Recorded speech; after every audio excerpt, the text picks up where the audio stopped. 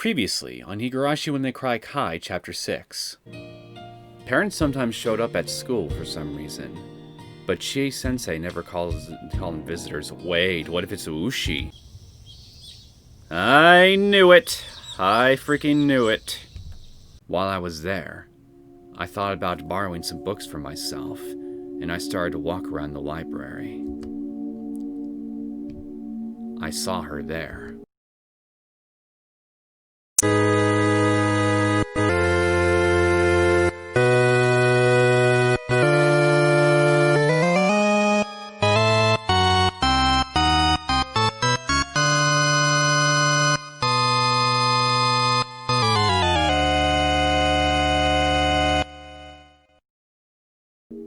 Sure. あら、レナちゃんじゃないかしら。 You sure love hanging around libraries, don't you? 連続開始事件ですか？あら、聞いたことくらいあるでしょ。 I thought I might die from losing too much blood, but I kept doing it. My body was filled with maggots. I had to squeeze all my blood out of me.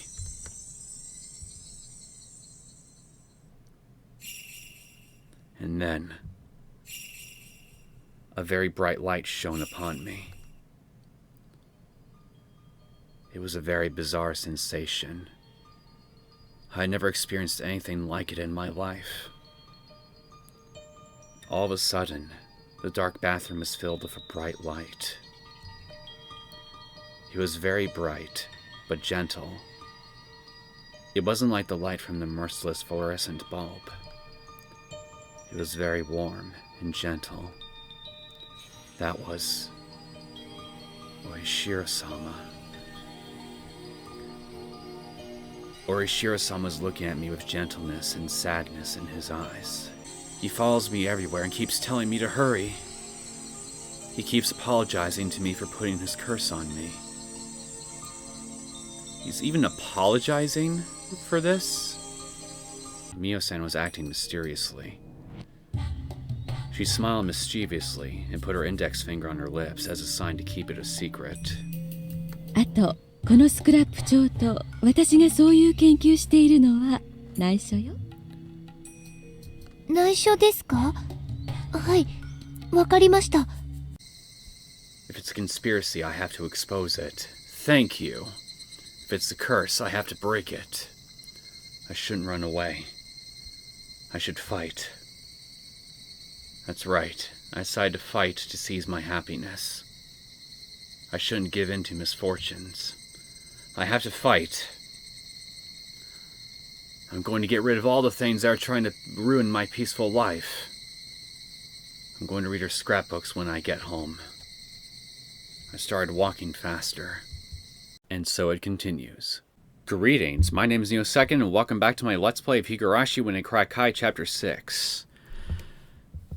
I am really curious to see what is inside this top secret notebook of Takano's that she gave Reina. Of course, I'm curious to know what else is going to happen in this chapter as well. But I really want to know, what exactly did she put in there that she wants Reina to see, and what clues can I glean from it that might help me solve even more mysteries of what's going on in this village. So, without further ado, let's hit continue and see if we can find out today. Oh, we're doing it now? About homing ability and homesickness. If you interpret homing ability in a broad sense, you can say that most animals have a homing ability. It's the same with humans. We like to sleep, rest, and eat at a place where we feel comfortable, namely, our homes. Your home is to you what nests are to animals. Therefore, we can say that humans have a homing ability as well. First of all, why do animals need nests? The answer is the same as for humans. Sleeping, resting, and eating are the essential actions for survival. At the same time, those actions leave one defenseless as well. That's why you need a safe area where you can be defenseless. And this is all going to tie into how Reina no longer feels safe in her home, and by extension not feeling safe anywhere else, which is just going to exacerbate her already prominent mental problems. And once shit hits the fan, big time, as they have in all the other previous chapters, then, well, the results are not going to be pretty. Everybody knows that not having a safe area results in a high level of stress. When you move an animal to a new environment, it naturally becomes stressed. When you force a person to live in a foreign land where they aren't comfortable, they become greatly stressed as well. Everybody also knows that this kind of stress is called homesickness.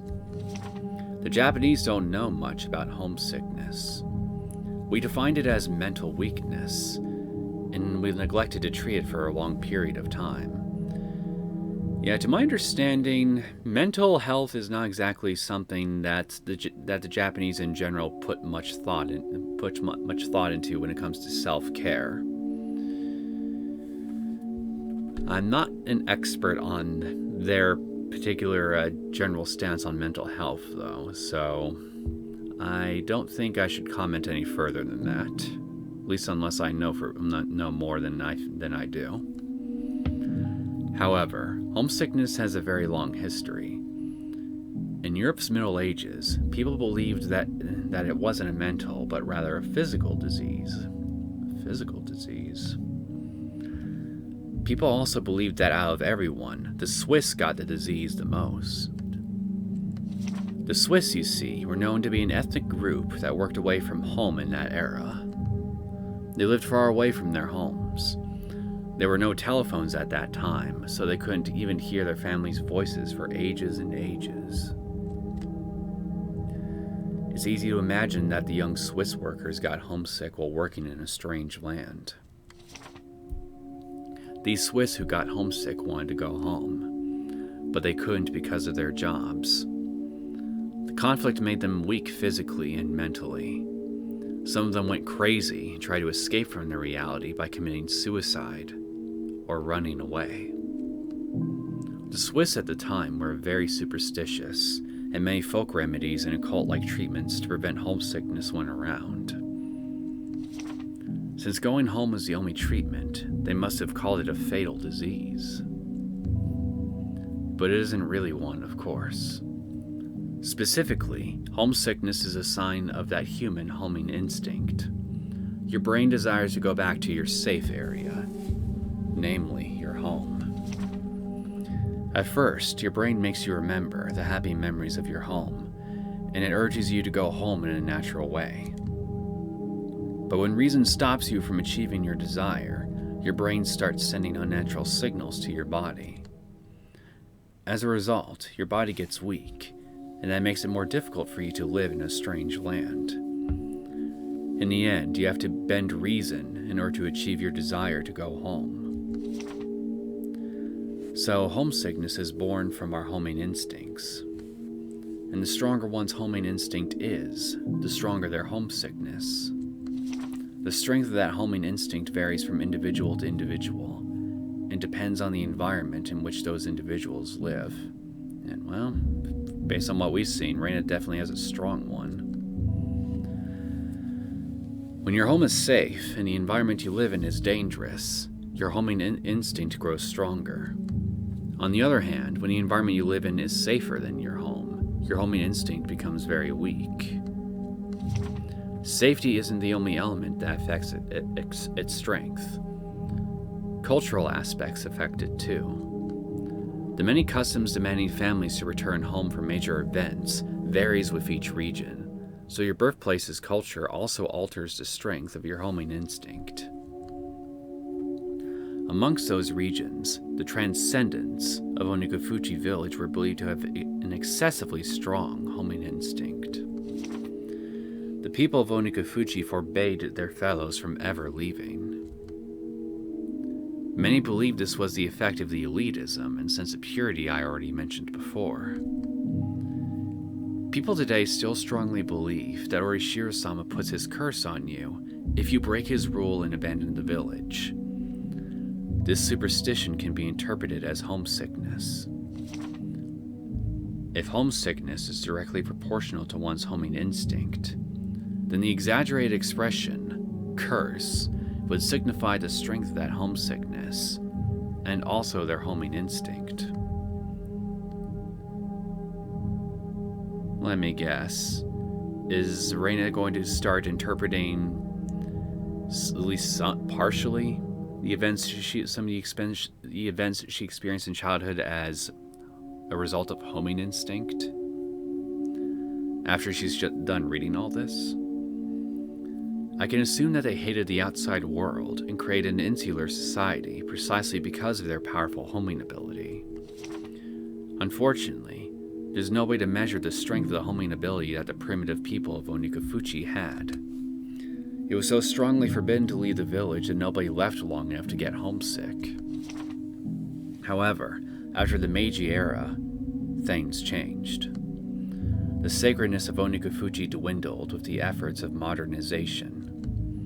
Many young people started longing for city life, and some people were forced to leave the village to get a job. As a result, villagers started venturing outside the village borders. That was when the transcendence of Onikafuchi realized how strong their homing ability was for the first time. The residents of Hinamizawa got extremely homesick. After a while, people started calling this homesickness the curse of Orishiro-sama. It became rumored that a person who left the village to get a job in a strange land was cursed, that he went crazy and died, and people who had left the village started coming back to either it or the nearby town. Their homesickness and their homing ability were very strong because of their culture. It's reasonable to think that these were cultivated by the unique religion in Hinamizawa, namely the cult of Orishiro-sama. From the moment they were born, they were taught the rules of Orishiro-sama. They must have felt guilty about leaving the village unconsciously. As a result, they considered their homesickness to be the curse of Orishiro-sama. I'm not sure if their homesickness got stronger because of the rules of Orishiro-sama, or if they made the rules of Orishiro-sama because their homesickness got stronger. I don't know which came first.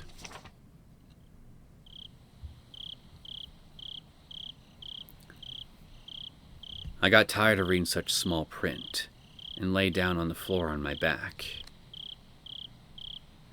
The true identity of the curse of Orishiro-sama is homesickness? Mio-san believed my story, and she let me read these scrapbooks. That's why I expected to find something interesting. But what it's saying is the answer to it all is homesickness, which many doctors told me so many times at counseling. I'm a little upset. The word homesickness can't explain the extraordinary experience I had. Not really. I saw Orishiro-sama come down to me from a bright light in the bathroom. Could have been the bathroom light.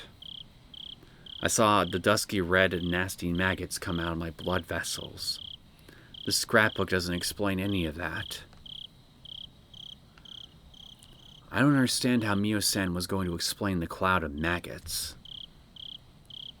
Maybe she didn't have any explanation of that to begin with. Was it just a delusion? I flipped through one of the other scrapbooks Mio-san let me borrow, looking for an explanation of the maggots I saw. Then, I found it. The maggot page? It had the exact title I was looking for. About maggots and the curse of Orishiro-sama. There is actually a note in this thing about this.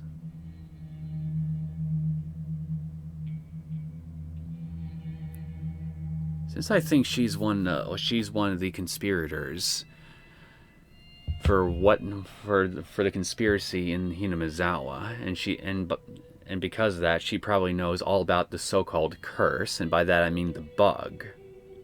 I wonder, are imaginary maggots another potential symptom of this thing?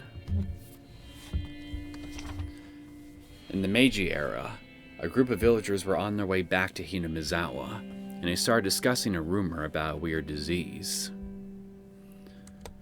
They said that maggots started crawling out of the wounds of a person who left Hinamizawa, and that the maggots ate the person's body from the inside. The Shinto priest of the Furuji shrine at the time explained that the weird disease was a sign of the curse of Orishiro-sama. According to tradition, the Shinto priest showed the villagers in an ancient scroll, and he told them that the story of the maggots had been passed down through the ages. Here's what I don't understand. If this is a symptom of an infection from a biological agent like a virus or a parasite, why would visions of maggots be a recurring symptom in some people?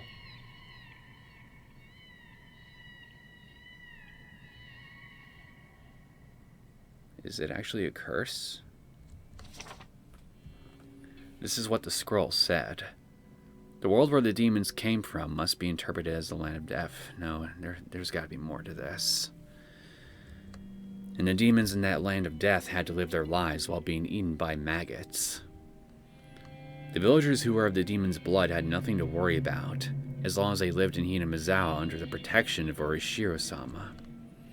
But once they left Hinamizawa, abandoning that protection, the maggots that had been sleeping in the blood of the demons would start to awaken, and they'd eat their bodies from the inside out.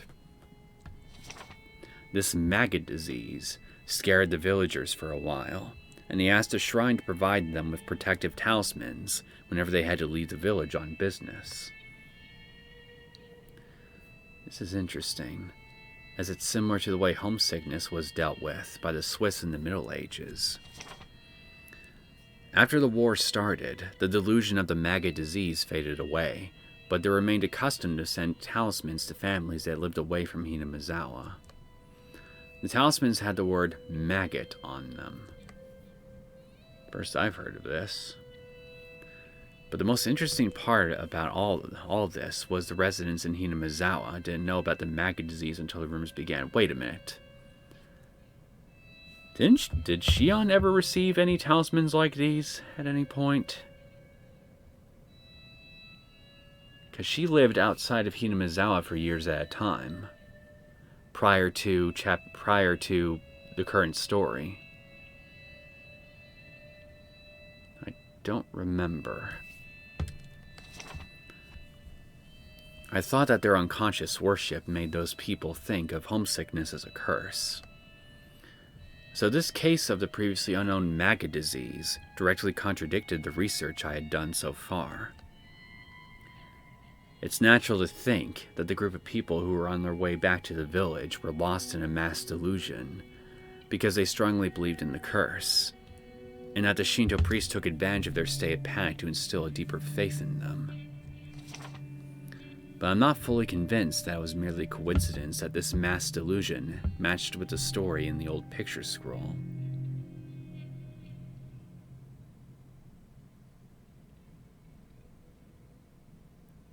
If this story is accurate, I wonder, did a similar disaster to the Great Hinamizawa disaster occur in Onikafuchi or at some point in its history? Another one, I mean. But I don't remember any of the tales ever mentioning that there was a period where the villagers of Onikafuchi killed each other in a bloody frenzy or anything like that.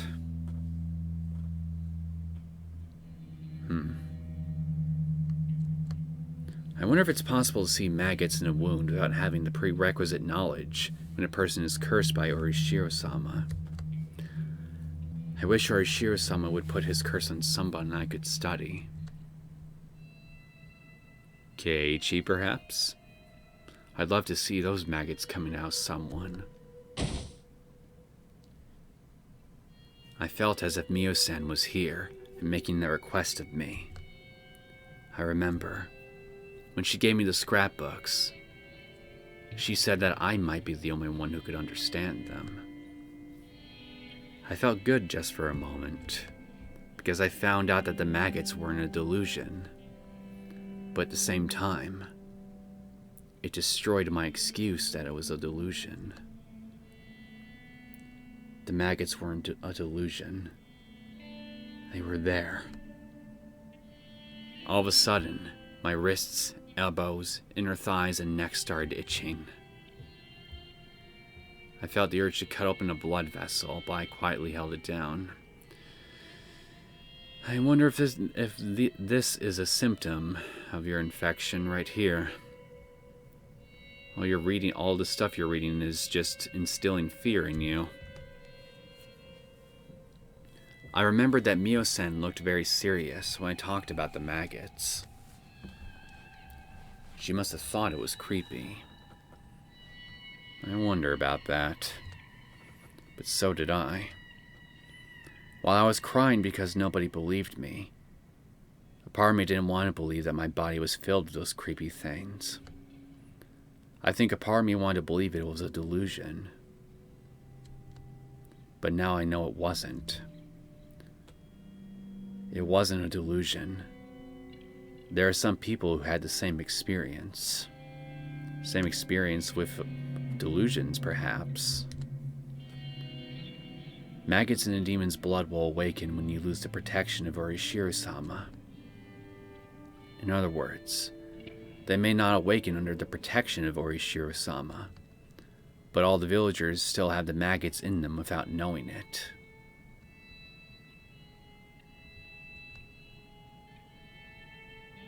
I wonder if maggots could be, in this case, could also be a metaphor for this infection that I suspect everyone in the village has. People of the demon's blood are people who have the creepy maggots in their bodies. I try not to jump to conclusions and flip the pages again. I unconsciously looked for something related to maggots. About parasites and control of the host. Parasites, huh? Interesting that you'd have these notes, Takano. Considering that I suspect that a parasite might be involved with what's going on. The maggot disease made me think about something. It's possible to say that the extremely strong homesickness of Hinamizawa was an infectious disease caused by some kind of parasite. I'm not trying to connect the maggots they saw with parasites. I'm trying to think about the possibility that their culture, their religion, might be associated with an infectious disease. Many infectious diseases are caused unintentionally by parasites. A parasite's host is literally its home. It wants to live within the host's body for as long as it can. The best way to do that is to coexist with the host without the host knowing it.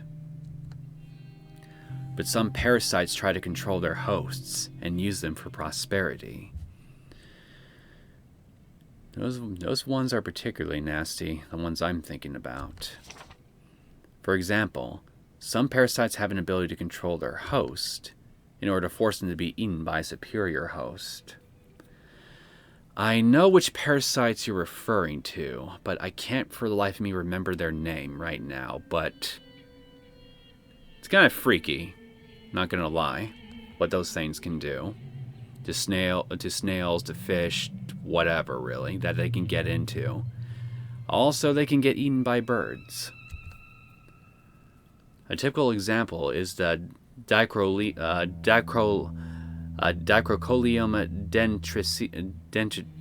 dentriticrum. Thank you. That was one of the ones I was trying to think about. That's one of them right there.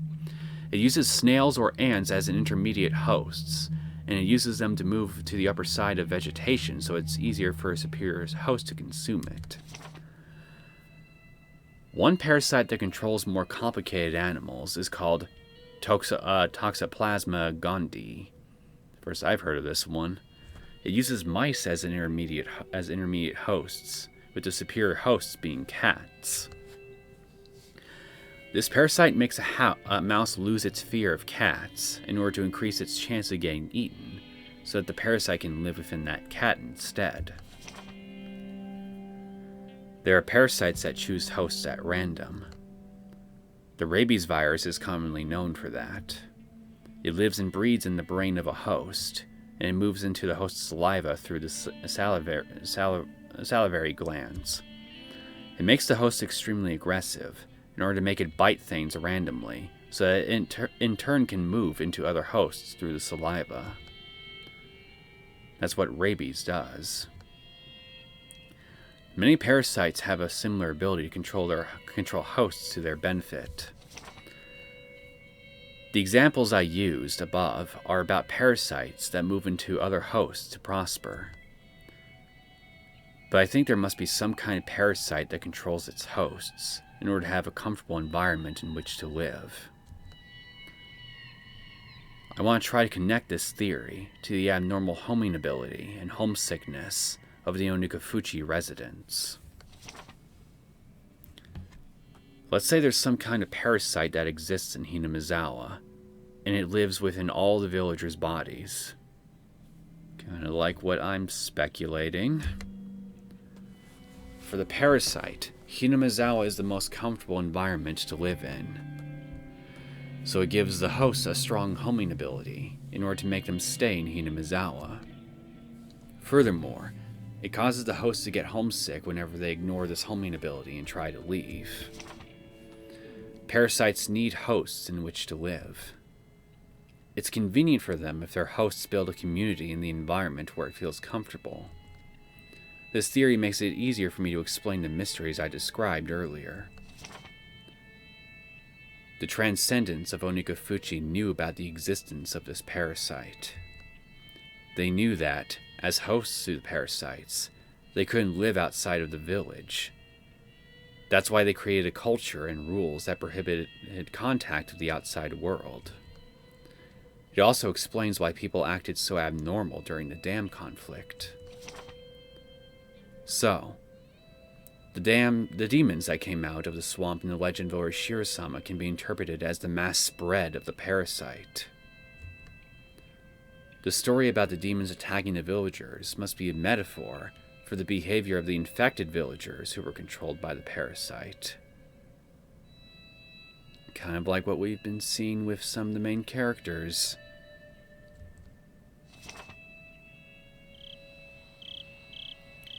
This theory is too crazy. I should have just laughed about it.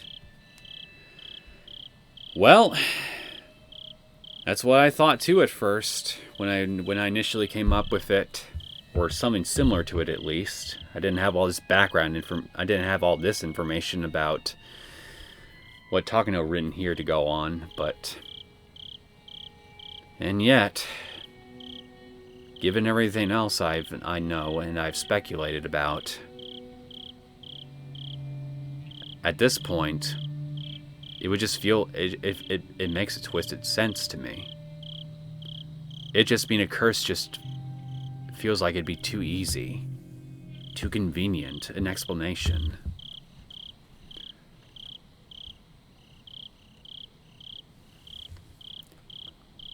But I felt bad for Mio-san, so I decided not to. Hinamizawa is controlled by a parasite?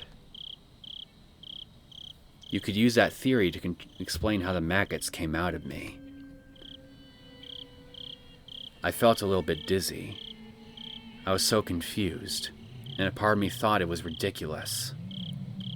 And another part of me thought it was more convincing than any curse. But Mio-san was probably erased because she wrote these scrapbooks. If so, the contents of these scrapbooks must be something they can't ignore. They try to get all of her scrapbooks and consign them to oblivion. But if they know some of her scrapbooks are missing... I felt a chill running through my spine.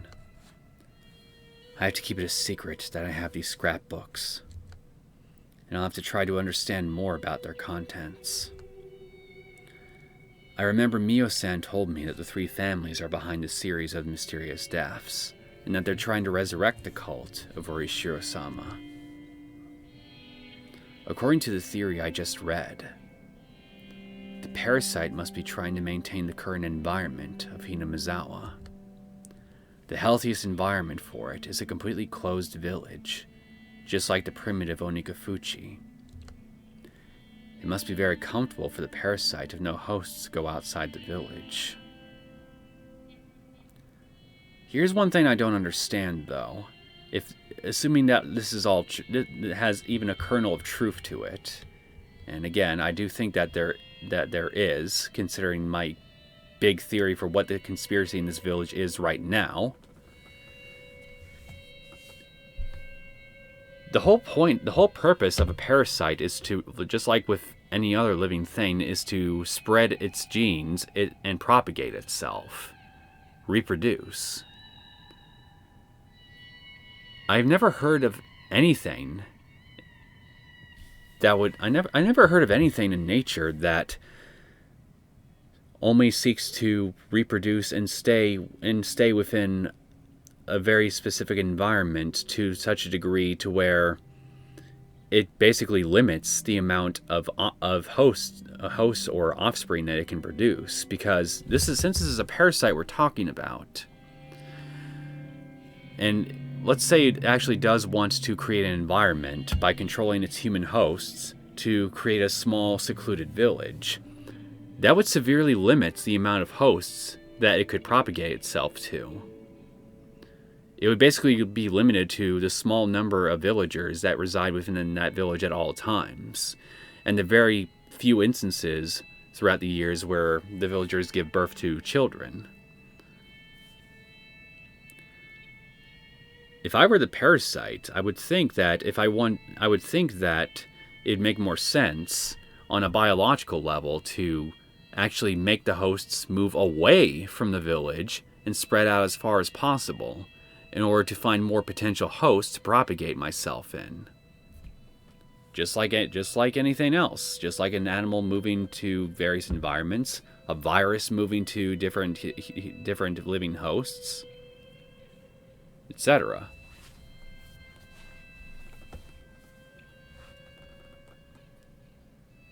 Something's just not adding up here when it comes to this aspect of the theory. They don't even like that the villagers often leave the village to go shopping. That means the parasite would try to goad the hosts into resurrecting the cult of Orishiro-sama. I remember there was an article in the scrapbook saying that the demon's blood runs thickest in the three families. That would mean that they have a larger amount of the parasite in them than the other villagers, and that they're under its control. Well, going by this notebook, that's what it implies, yes.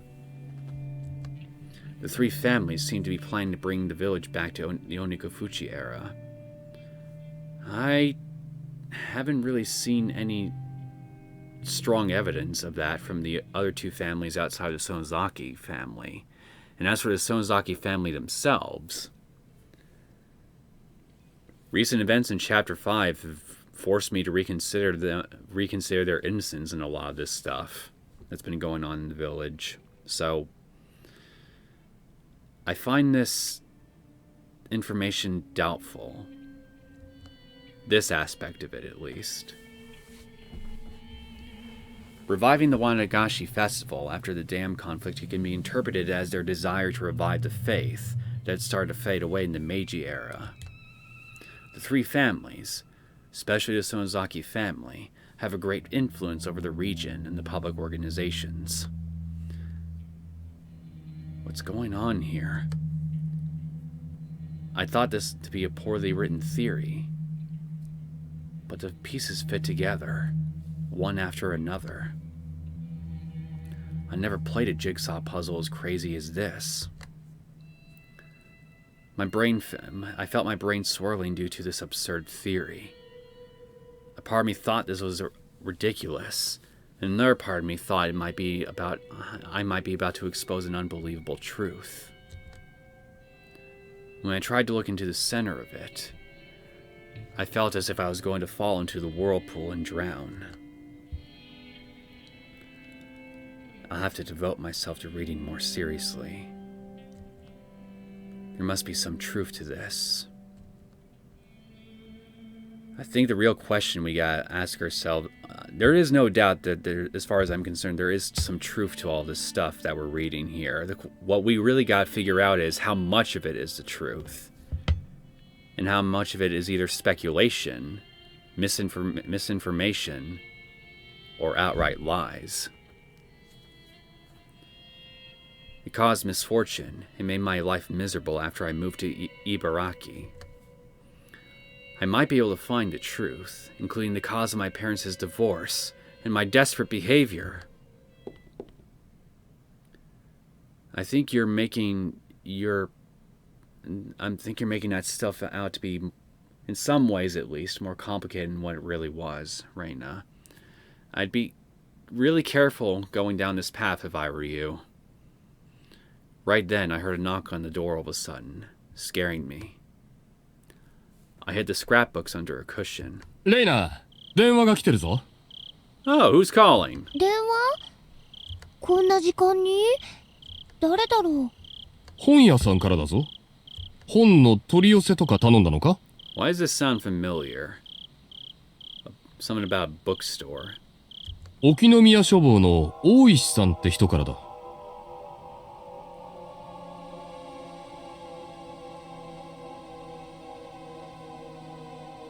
I swear to God, there is something about this that seems awfully familiar, but I can't for the life of me place my finger on what it is. But I feel like this, I've seen something about a bookstore and Ushi-san in the same general sentence somewhere before.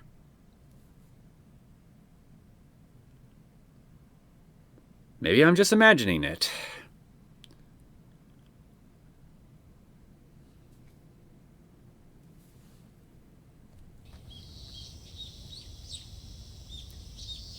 I opened the windows, but all they let in was heat and the cries of the cicadas. 味いな。味いね。 Get some buckets of water and just plop your heads in them. That'll cool you off. It was break time between classes, but we couldn't really get any rest. Mia and I leaned on our desks, exhausted by the heat. The younger kids are tough, considering how the heat wasn't bothering them at all. You're getting old, you two. Old and you're going to be groaning before too long. Welcome to adulthood. They were running around the classroom despite the temperature. やっぱりさ、都会の学校だと教室にもクーラーとか入ってるわけ？そんなことねえぞ。あるのはせいぜい職員室ぐらいだな。Lucky them. うわぁ、それは羨ましいね。生徒みんなで職員室を襲って占拠とかしないの？その辺の発想が実に妙んくさい。ああ。I didn't even have the energy to laugh. Mia and I stopped talking and used our notebooks to fan ourselves. I looked at the empty seat nearby. It was Reina's. Reina didn't come to school today. She called and told Ch.6 she couldn't come because she's sick. レナのやつ、最近元気ないよな。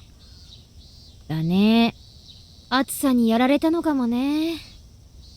なあ、本気で暑さでやられたと思ってるのか？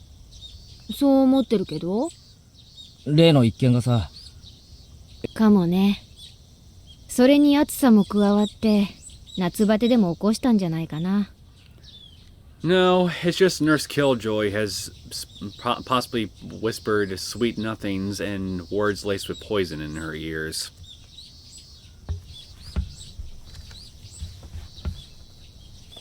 Can't even imagine how distressing it was for her to commit a murder, dismember the bodies, and get caught by her friends. We took each other's hands at that place, and we united. All of us believed that we had closed the case there and had regained our peace.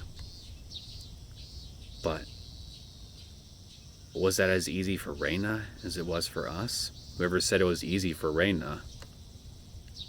If anything, I'd argue that it was easier for you guys than it was for her. At this point, she must have not quite recovered yet. おじさんはみんなで楽しく遊んでればそのうち元気になると思ってたんだけどね。そこまで心の傷が浅くなかったってことかな。こういう時さ、どうしたらレナを元気づけられるかな。Get her, Colonel Sanders. If anyone can cheer that poor girl up, it's him. 多分ほっとくのが一番じゃないかな。Leaving her alone also works, I guess. Or at least that's what I would say if it wasn't for the fact that I'm concerned that notebook is going to start instilling a sense of paranoia in her, which I feel like it already is set the spark for that. おいおい、そんなのでいいのかよ。俺たち仲間だろ。ほら、ホームシックってあるじゃない？あれもね、ちょっと寂しいからって言って実家に電話なんかかけちゃうと一気に発症しちゃうらしいよ。寂しい時はぐっと耐えて、例えばスポーツにでも打ち込んで気分転換を図るのが一番なんだってさ。Maybe the Swiss should have thought of that. 気分転換させてやりたくても、あいつ最近部活に加わらないし。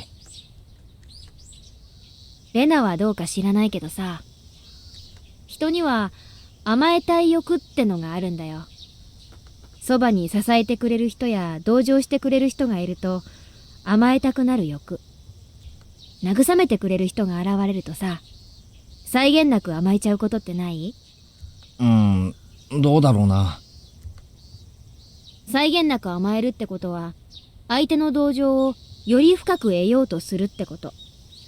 そうすると、ケイちゃんは慰めてるつもりなのに、相手はどんどん落ち込んでいっちゃうことがあるんだよね。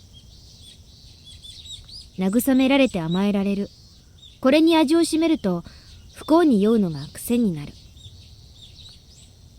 レナもその辺分かってるから、わざと一人になろうとしてるんじゃない？慰めや甘えが目的だったら、私たちのそばにいて涙を流せば済むわけだし。That's pretty deep, Mion. I'm not gonna lie. じゃあ落ち込んでるレナをどう励ませばいいんだよ。女の心情としては、辛さを励ましてくれるより忘れさせてくれる方が嬉しいね。慰めるな、励ますな。なんだよ、お手上げじゃないかよ。Probably not. 慰めるな、励ますなは心理カウンセラーの鉄則だって知ってる？結局、心の傷ってのは自分で治すようにできてる。周りの人が治したとしても、それは本当の完治じゃない。だから、レナが自分で元気になるのを私たちは見守るしかないんだよ、きっと。理屈じゃ理解できるが、なんだか薄情な気がして好きになれねえな。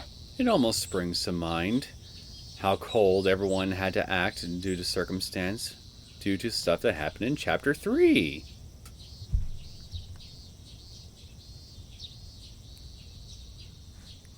I clasped my hands back behind the back of my head, looking at the ceiling. Mion laughed. それだけレナのことを心配してくれるケイちゃんが身近にいるなら、レナは立ち直れるよ。近くにいるだけでか？うさんくさいな。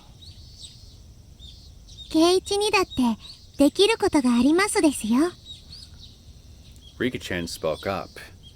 And what would that be? I wonder how long she'd been listening to our conversation. 俺にもできることがあるのか？レナが話したいと思った時や、打ち明けたいと思った時に、静かに聞いてあげることなのです。聞くだけでいいのか？励まさなくていいのかよ。ケイちゃん、打ち明けるだけで心が軽くなるもんだよ。静かに耳を傾けるのが何よりも嬉しい時ってある。Well, I'm pretty good at that, so...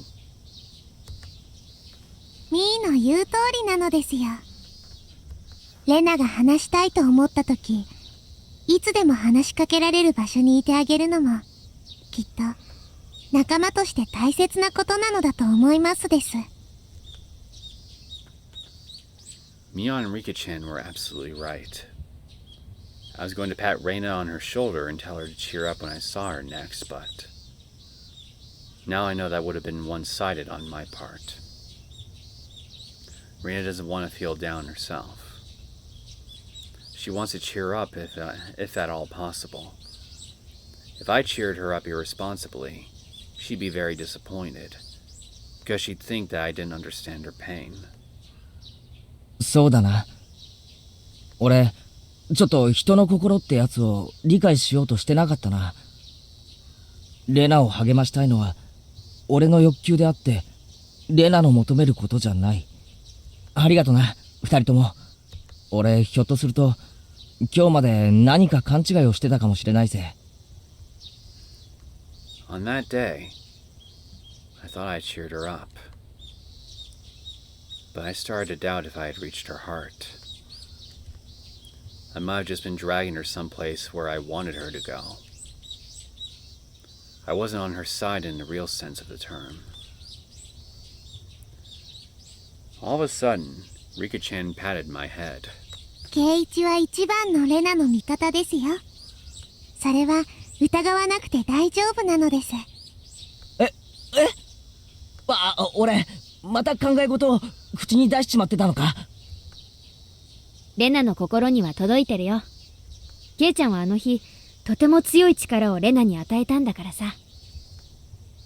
いやー、でもさ、よくよく思い出すとすっごい恥ずかしいこと言ってたよね。Well, Keiichi loves to chew the scenery, so did you honestly expect any less? We heard footsteps from the hallway, and everybody started to head back to their desks. お待たせしました。 Hello, Curry Maniac. それでは委員長、ご起立。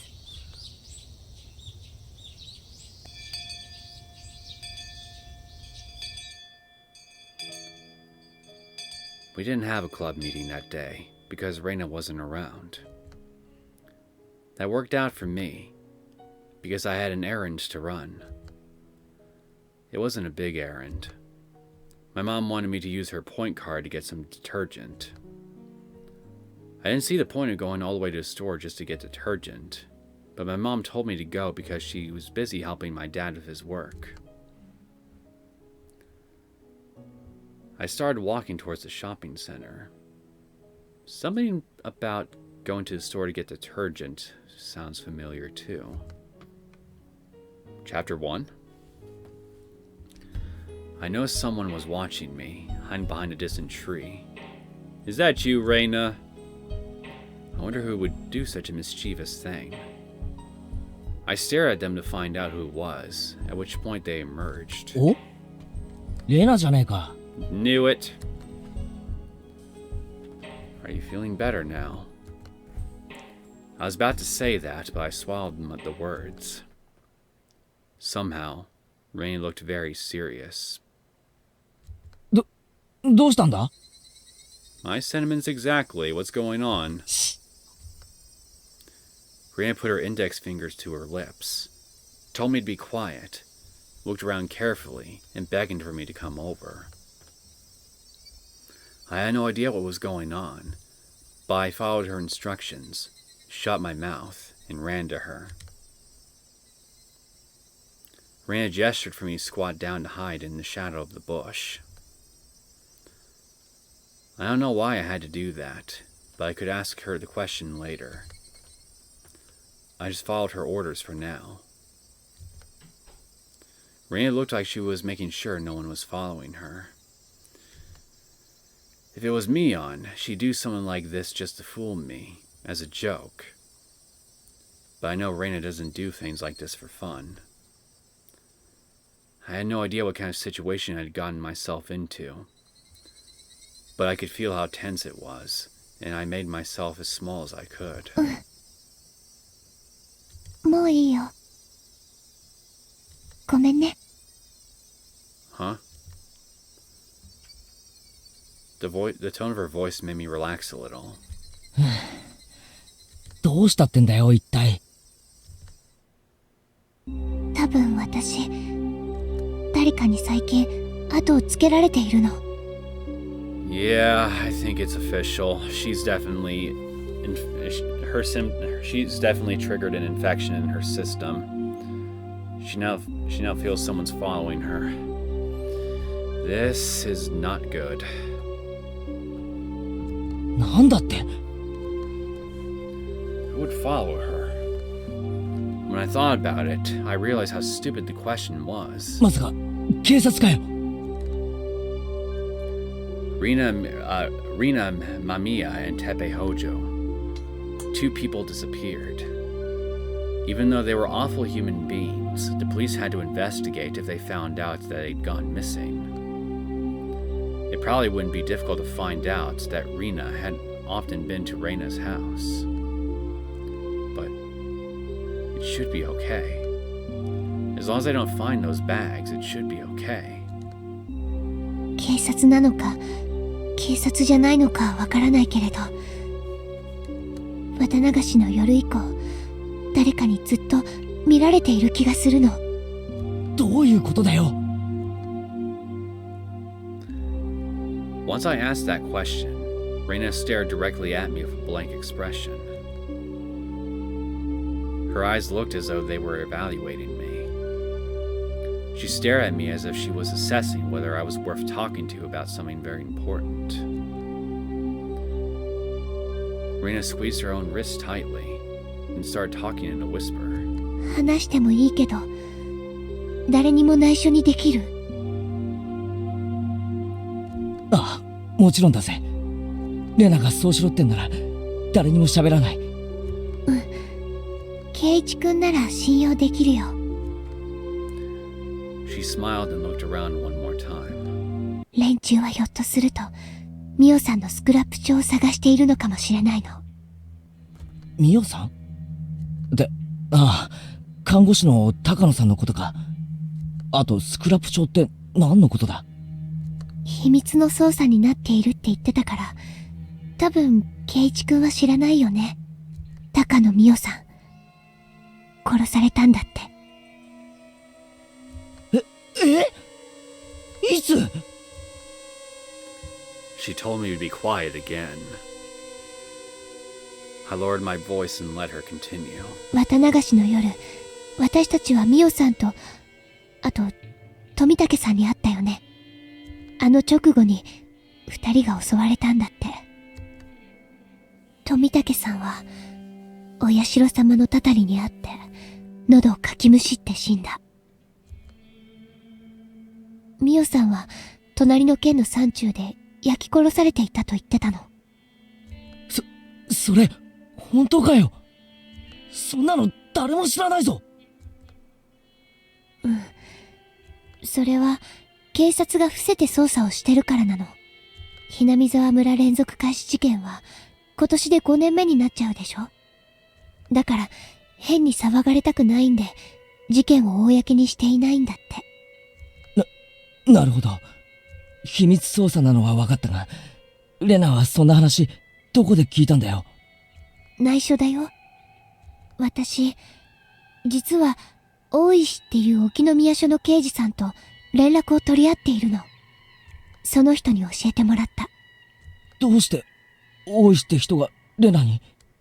さあ、ちょっとそこはわからない。彼が言うには私なら信用できそうだからって言うんだけどね。 Just like with Keiichi in Chapter 1.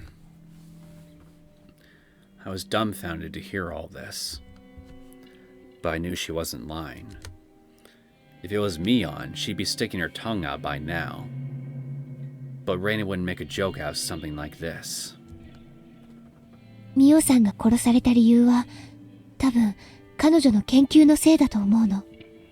ミオさんがこの村の歴史とか民族学とか、そういうのを熱心に調べてたってのは知っている？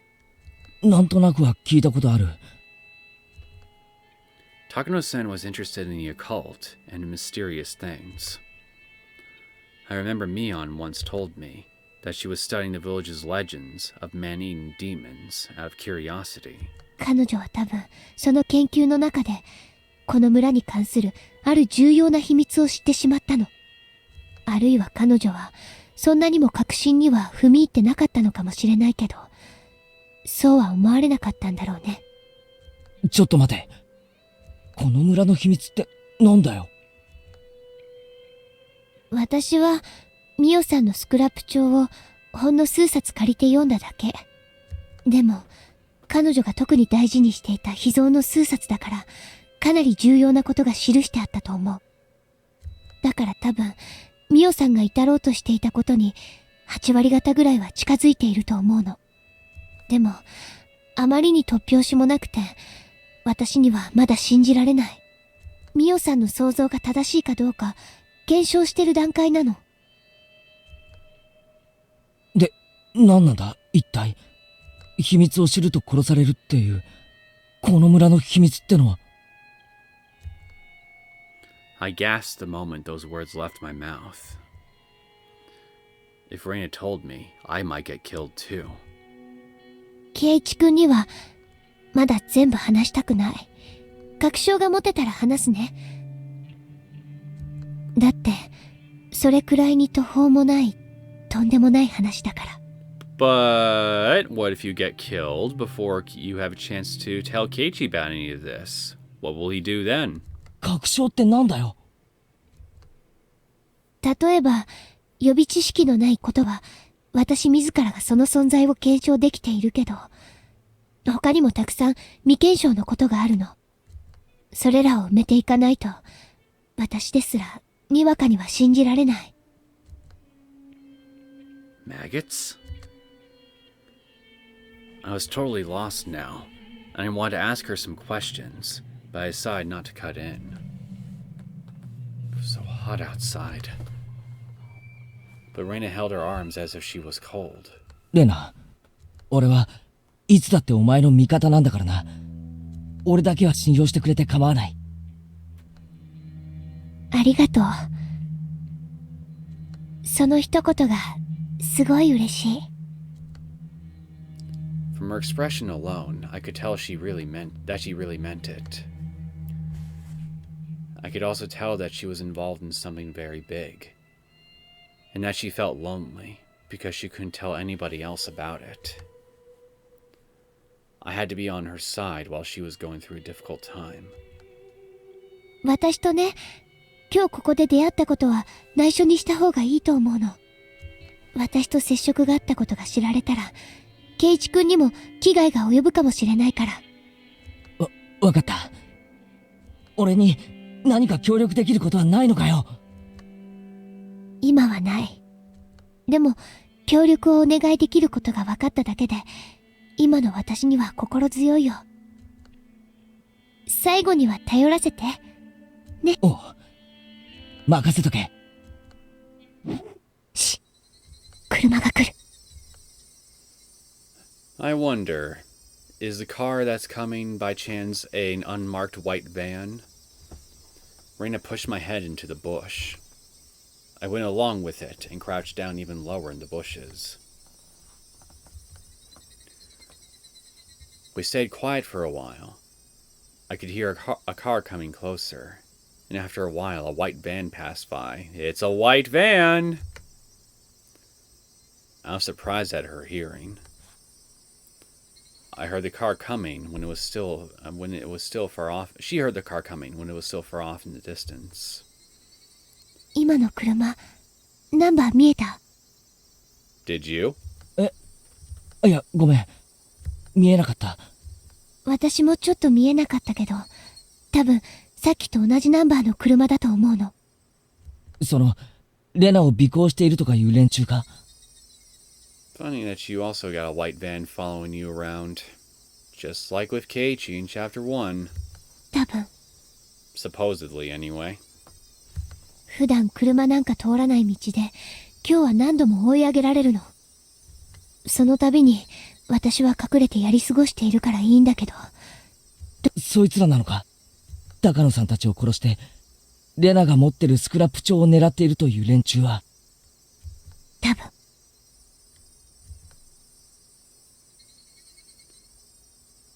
I don't blame her for not being able to believe what's going on. Because this is really crazy. Takano-san uncovered something really significant through her studies. The people who want that information hidden found out about it, and they killed her on the night of Watanegashi, copying the curse of Orishiro-sama. They're looking for the scrapbooks, the fruits of her research, and Reina has them. That's why they're trying to kill Reina. じゃあ、レナの家が危ないってことはないのか？大丈夫。スクラップ帳はゴミ山の私の隠れ家に隠してある。Yeah, but do your hypothetical stalkers know that, though? お父さんが不安だけど、何も知らないからこそ何も危害が及ばないかもしれない。Once again, do your hypothetical stalkers know that, though?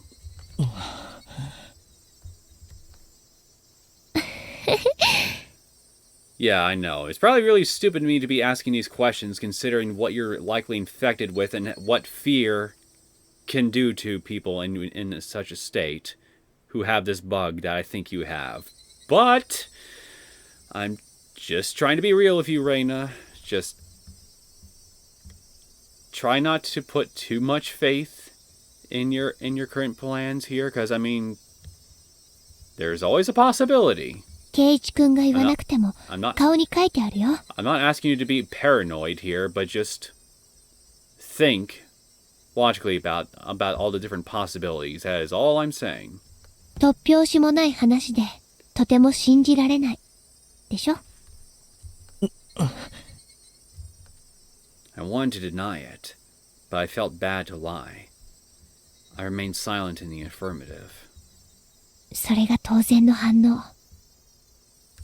私だってミオさんのスクラップ帳を読み始めた最初はなんだこりゃって思って全然信じられなかったもの。すべてに目を通してようやく何かの筋が見えてきたんだもん。すまん。もちろん、レナの味方になりたいのは本心だ。でも、話が全然見えないんで、どう助けてやればいいかわかんないんだ。話せば、圭一君の身にも危険が降りかかるよ。レナにはすでに降りかかってるんだろ？ならおあいこだぜ。気にするな。わかった。話す。Okay, then. 多分、ミオさんたちを殺したのは、ひなみ沢御三家。I think your ultimate conclusion is wrong. もっとはっきり言ってしまえば、みーちゃんの家である、園崎本家。Definitely wrong. どうして？ Okay, maybe not 圭一 definitely, 君も but 過去 most の likely 連続 wrong. 開始事件は知ってるよね。ああ。ダム戦争の時の村の旧敵ばかりが毎年犠牲になっていくっていう、あれだろ？この連続開始事件は、ダム戦争の生産のようなものなの。Until they suddenly aren't once Rika is killed. 村の裏切り者を片付けることによって、本当の意味 Well, で that ダ and ム戦争を終わらせようとする。well, that and Tomatake and Takano, technically. 確かに、そう見えないことはないよな。誰もがはっきりと口にはしないが、うすうすと園崎家の仕業だと疑ってるみたいな話は聞いたことあるぜ。でも、裏切り者を制裁するなら、別に綿流しの場にこだわらなくてもいいんじゃない？毎年、たたりで一人、鬼隠しで一人なんて、スローペースで殺す必要はない。Well, if they'd killed them all at once, that would really look suspicious in the eyes of law enforcement, and just bring them sniffing around with everything they got. そうでしょ。 I never heard the words demoning away before, but Reina clearly thought they have some kind of creepy, significant meaning, so I decided not to cut in. つまり、これらの連続開始事件は、綿流しの祭りに神聖性を取り戻そうとする意志があるの。もっと踏み込んで言うと、明治以降に失われた鬼ヶ淵村の神聖性を取り戻すための段階的イベント。彼らは、最終的には太古の昔にそうだったような、原理的なお社様信仰を復活させることを目的としている。お社様信仰？古出神社のことか？そう。古出神社って崇められていると思う？お年寄りの人は敬っているけど、それだけだよね。子供たちは境内を遊び場くらいにしか思ってないし、ほとんどの村人たちも地域の集会所くらいにしか思っていない。その神聖性は失われている。それがダム戦争をきっかけに蘇ったの。彼らはそれをお社様信仰を復活させるいい機会だと捉えた。ってことは、つまり、お社様信仰の信者たちが裏で暗躍しているってことか？そういうこと。そもそもお社様信仰は御三家によって管理されていた。だから御三家には現代にも脈々とお社様信仰を復活させなければならないという至上目的が受け継がれているの。それを思えば、御三家がダム戦争中に村を一丸にまとめたり、廃れかけていたお社様を引き合いに出し、古出神社にわざわざ同盟事務所を設けた理由も透けて見えてくる。じゃあ、ひなみ沢村連続開始事件ってのは、いや、お社様を信仰する盲信的な集団の仕業。なら待てよ。どうして高野さんが殺されなきゃならないんだ？それは御三家が鬼ヶ淵村と呼ばれた太古からずっと隠してきたこの村のある重大な秘密に関係があるの。それを暴かれるとお社様という神の神聖性が失われる。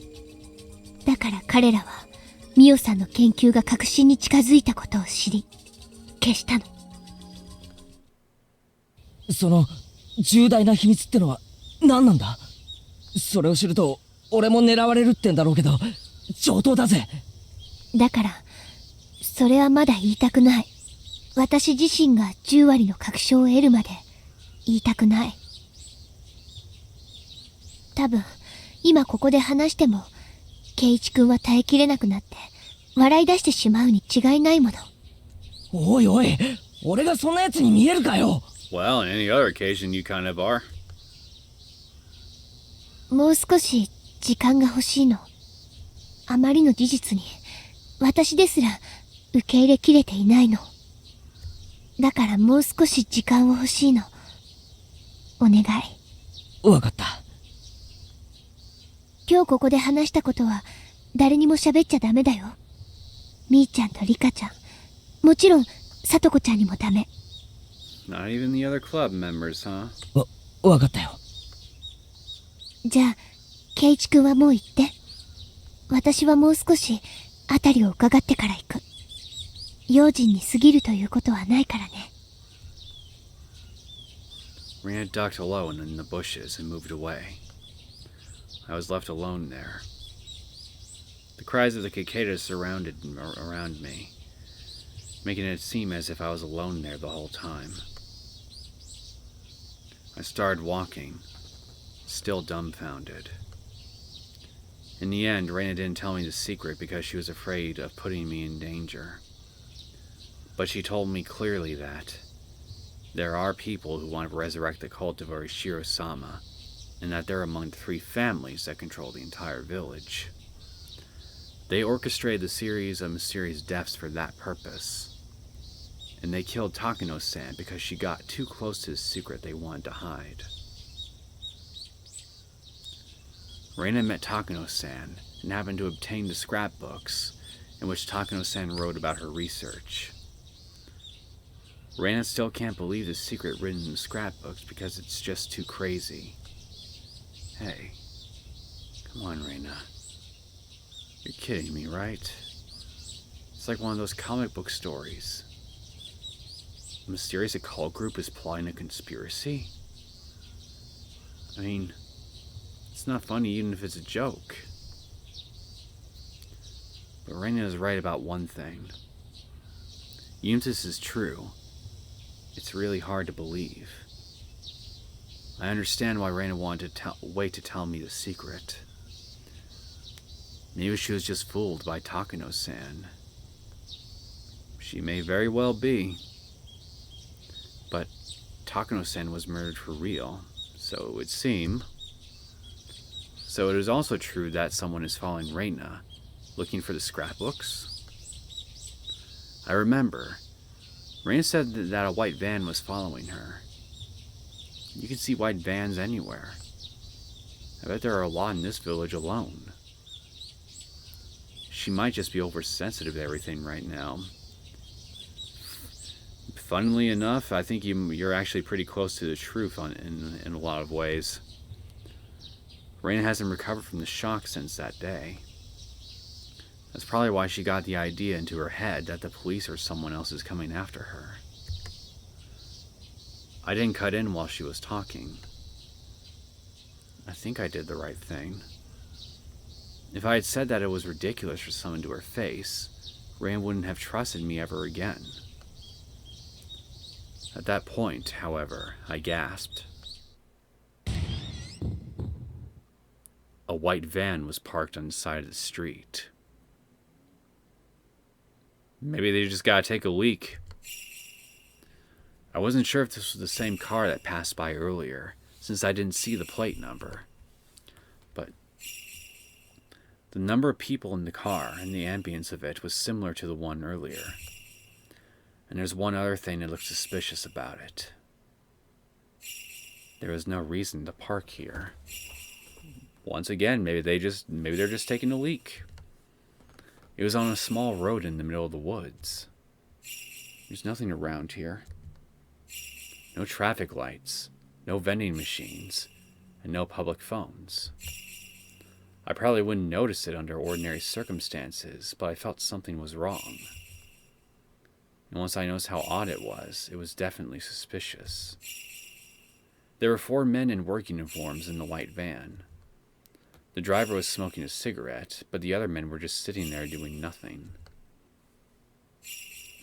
If they wanted to take a break or have a smoke, they could have chosen a better place than here. Was it possible they stopped because they had to go to the bathroom really badly? But it didn't seem that way either. And why not?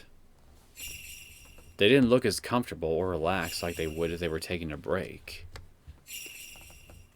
They looked like they were waiting for something to happen. There was deep tension in that car. Could they possibly be waiting for Reina? You know, Reina, I'm starting to think you might have just inadvertently set Keiichi down the path of his own infection being triggered. Now there's an interesting and scary thought.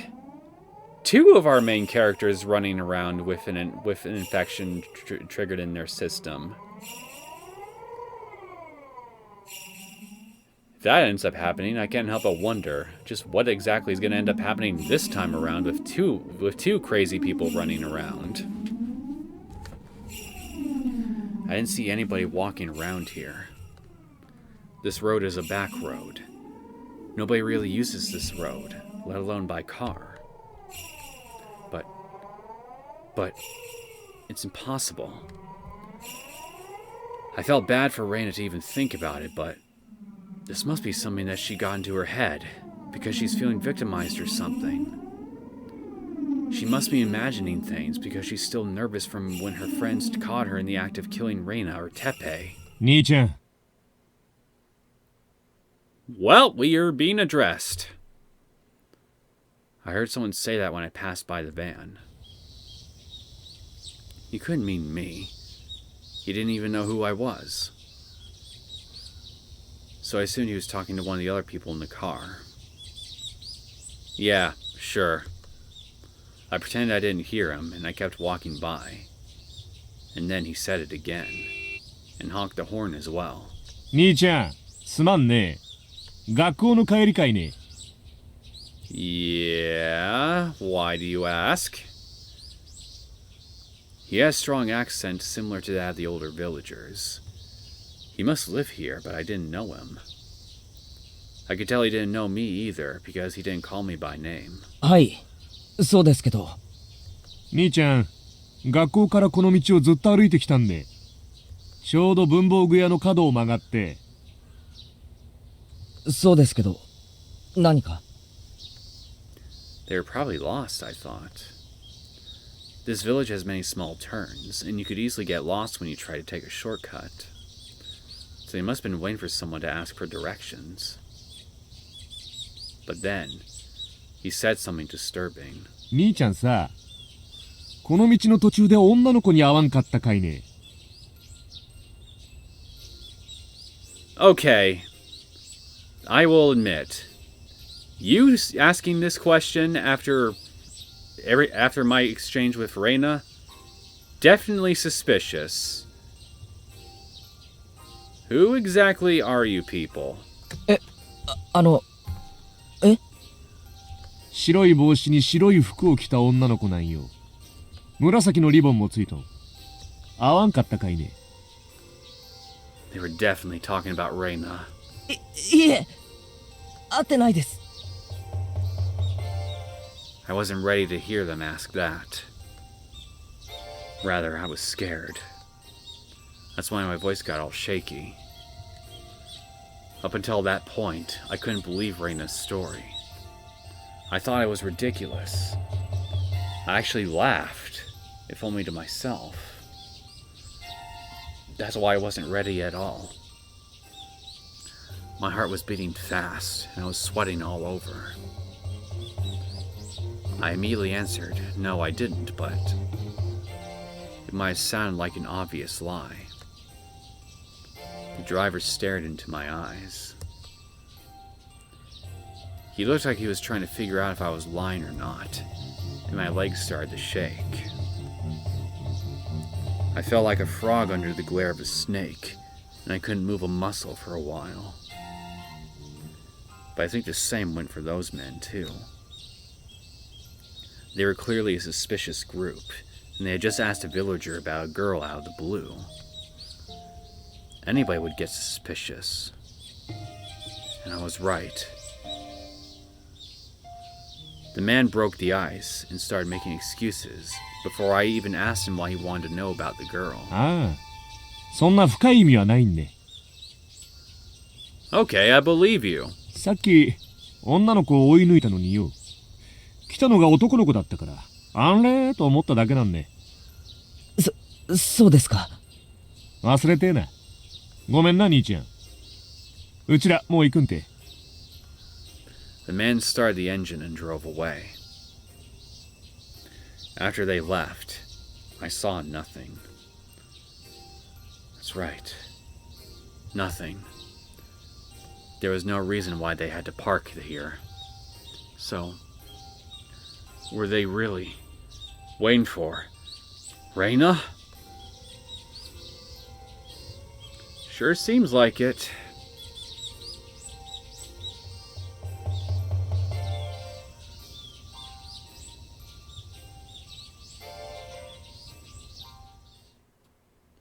New tips unlocked. Lunch takeout list number 2. What do we have here? More info about all that from earlier. Furthermore, it's important that we closely monitor her father, since he has also suffered mental shock from the divorce and has been trying hard to take care of the patient. There's a strong possibility that he may develop an induced and delusional disorder. Yeah, I think we saw that manifest with how he basically acted as a sugar daddy for Reina. As the first step of mental care, one should listen to the patient's story carefully without denying it. That's the most basic of basics. However, when the patient and the listener are related, it's easier for the listener to become deeply influenced by the patient's delusions. Additionally, delusional parasitosis is widely known to make people highly impressionable, and the influence sometimes can spread throughout a whole community. Therefore, even if several people claim to acquire a parasitic infection, it doesn't necessarily prove the existence of a parasite. Some of the phone calls to the healthcare centers for the extermination of pests are nothing but a mass delusion.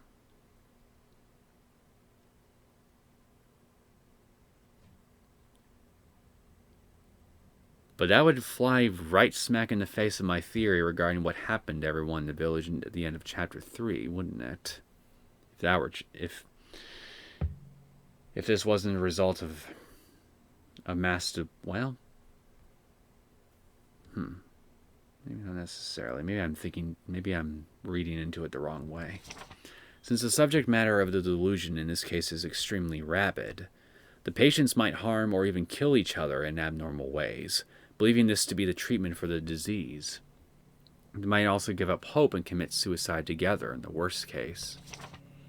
This influential delusional disorder, otherwise known as shared psychotic disorder, shows a particularly strong possibility of influencing close companions. Anyone who is going to contact the patients must be made to understand that the patients are under medical treatment and must be warned not to be influenced by patients' delusions. Individuals who are likely to be influenced are the patients' family members and people who deeply care about the patients, such as boyfriends or girlfriends.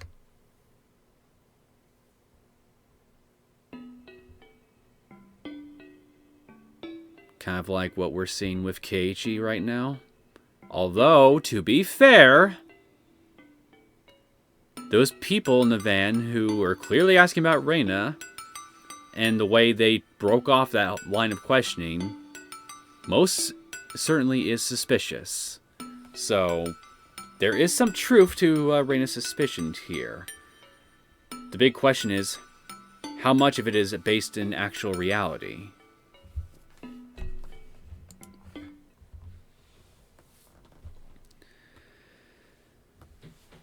This is very interesting. What looks like what seems to be being set up right now for both Reina and Keiichi. And on top of that, getting access to information that seems to confirm, at least in part, the possibility that my village-wide parasite virus biological agent theory might actually hold some water. That to me is big, right there for sure.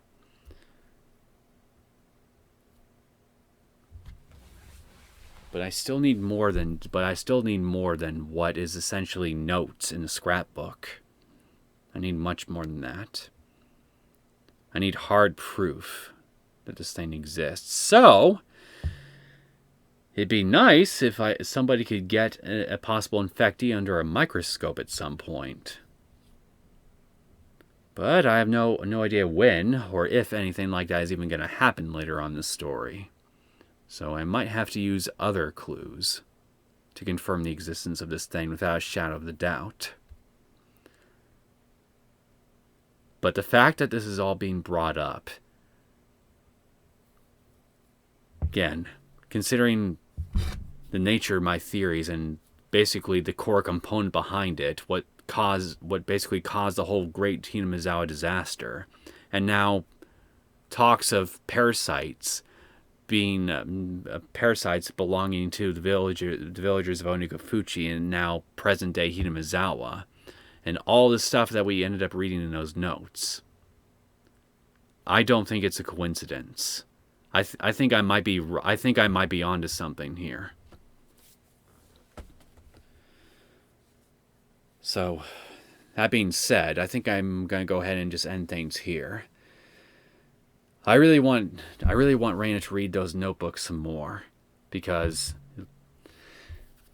there's got to be more information in there that could help me confirm, disprove, or at least consider other ways of viewing the events that we've seen so far. Maybe help me make a few more breakthroughs along the way. Anyway, I hope you guys enjoyed this latest episode of Higurashi When They Cry Kai Chapter 6. If you did and you want to see more content from me, feel free to subscribe to my channel. I will see you all next time. Take care.